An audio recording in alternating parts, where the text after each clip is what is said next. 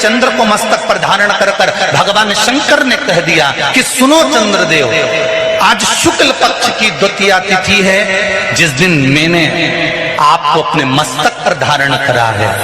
जो भी शुक्ल पक्ष की द्वितीया तिथि को चंद्र का दर्शन करेगा, उसकी जिंदगी में कभी रोग से वो ग्रसित नहीं होगा। हम पहले भी कथा में कहे, आज फिर कहते हैं, जिसकी लीवर, किडनी, जिसकी काया बेकार हो रही हो, चमड़ी सफेद पड़ रही हो, काले काले छट्टे पड़ रहे हो, सोराइसिस जैसी बीमारी हो गई हो, कैंसर जैसा रोग हो गया हो, बड़े से बड़ा रोग, अगर किडनी, लीवर कितना भी बेकार से बेकार हो गया, डैमेज से डैमेज हो गया, उसको शुक्ल पक्ष के द्वितीया चंद्रमा का दर्शन करना चाहिए। और शुक्ल पक्ष के द्वितीया चंद्रमा का दर्शन कर कर प्रदोष काल के समय पर, कौन सा काल? शाम के समय। प्रदोष काल मालूम है सबको? सूर्य जब डूबता है उसके 45 मिनट पहले से सूर्य डूब जाए उसके 45 मिनट बाद।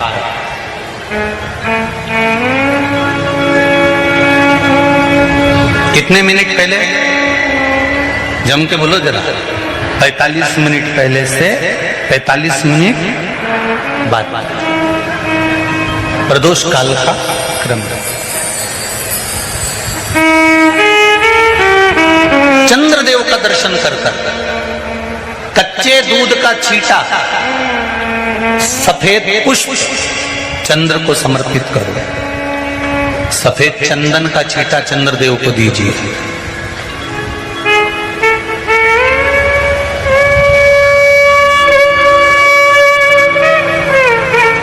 और चंद्रदेव को छींटा देने के बाद जो दूध है उसका छींटा अपने तन पर लीजिए। सफेद चंदन थोड़ा सा अपने शरीर पर लगा लीजिए।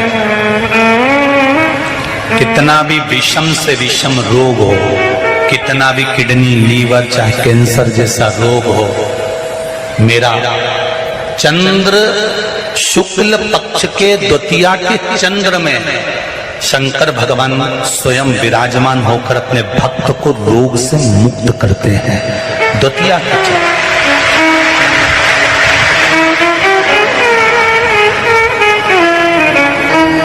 जम के बोलो कौन सी तिथि है? शुक्ल पक्ष के द्वितीया तिथि का चंद्र का दर्शन व्यक्ति को जीवन का सुख देता है। जिसके आंखों में तकलीफ हो, श्रवण शक्ति में तकलीफ हो, बोलने में, मुख में तकलीफ उत्पन्न होती हो, भारी से भारी रोग, शुक्ल पक्ष की द्वितीया तिथि को भगवान शंकर ने चंद्रदेव को अपने मस्तक पर धारण करा। तो शंकर भगवान ने कह दिया, सुनो चंद्रदेव, आज शुक्ल पक्ष की द्वितीया तिथि को मैंने आपको अपने मस्तक पर धारण करा है। संसार में रहने वाला, मृत्यु लोक में रहने वाला, चाहे देवलोक में रहने वाला, चाहे जिस लोक में वो निवास कर रहा है, अगर शुक्ल पक्ष के द्वितीया तिथि के चंद्रमा का दर्शन करेगा तो वो रोग से मुक्त रहेगा। अब हमारे यहाँ इतनी अच्छी अच्छी तिथियां दी हैं, कैलेंडर तक में लिखा हुआ है कि चंद्र दर्शन। अब उसके बाद भी लोग चंद्र दर्शन नहीं करें तो फिर उनका भाग्य बेकार। पंचांग में लिखा है कि चंद्र दर्शन, बोलो सही है कि गलत है?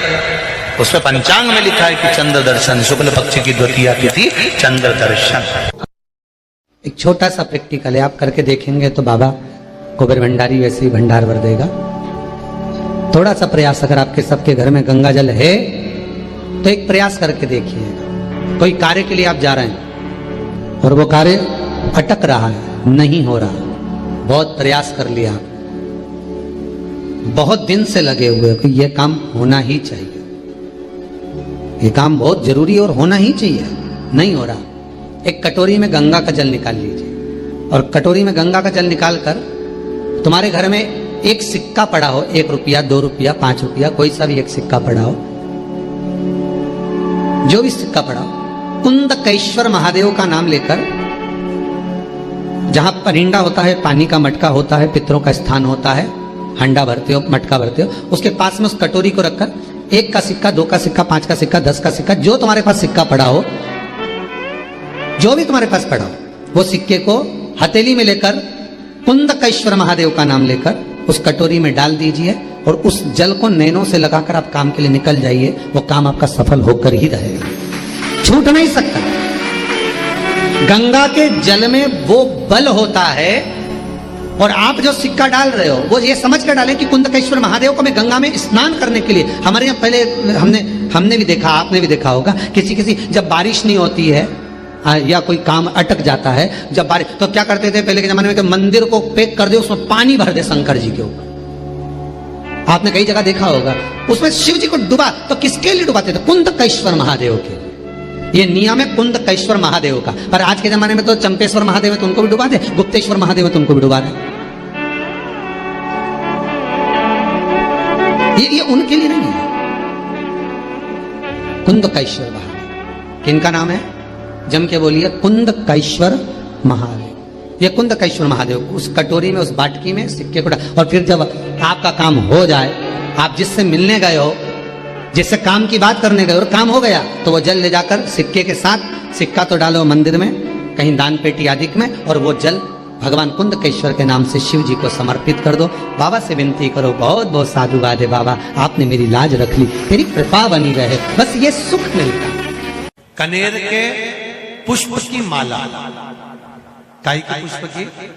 कनेर का वो पीला जो फूल होता है, आप टीवी पर दर्शन कर रहे होंगे, कनेर के पुष्प की माला, जो ऊपर जलाधारी लगी है, जिस जलाधारी में से बूंद बूंद पानी गिरता है, ये शंकर भगवान की 5 बेटियों का स्थान है। कौन कौन सी बेटी? नाम ले, जया, विषहरा, श्यामली बारी, दौतली, और 5वें नंबर की देव। ये शिव जी की 5 लड़की जो पानी बूंद बूंद नीचे गिरा रही है। शंकर भगवान की बेटियों के स्थान से, शंकर भगवान की जो ये जलाधारी, अशोक सुंदरी वाला स्थान, ये जो जलाधारी है, बेटियों के स्थान से जलाधारी तक जो कनेर के माला बनाकर स्पर्श कर लगा देता है, शिवरात्रि के दिन, प्रदोष काल के समय पर, उस पति पत्नी में कितना भी झगड़ा हो रहा हो, आपस में प्रेम बनना प्रारंभ हो जाता है। अदालत का केस धीरे धीरे समाप्त हो, अदालती कार्रवाई। यहां तक कहा गया, कनेर का पुष्प, भाई भाई में विवाद हो रहा हो, जमीन के लिए विवाद हो रहा हो, किसी प्रॉपर्टी के लिए विवाद हो रहा हो, या किसी अन्य विवाद में पड़े हुए हो, या तुम्हारे दुश्मन बढ़ रहे हो, तो भी कनेर का पुष्प शिव को समर्पित किया जाता है। कनेर सुख प्रदान, आनंद, जिसको कोई ना पाए उसको मेरा महादेव पाए। महाराज, खाली न जाता कोई दर से तुम्हारे, मैं भी खड़ा हूं नंदन पाए,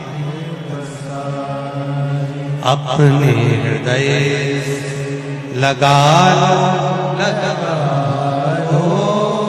गिरा जा रहा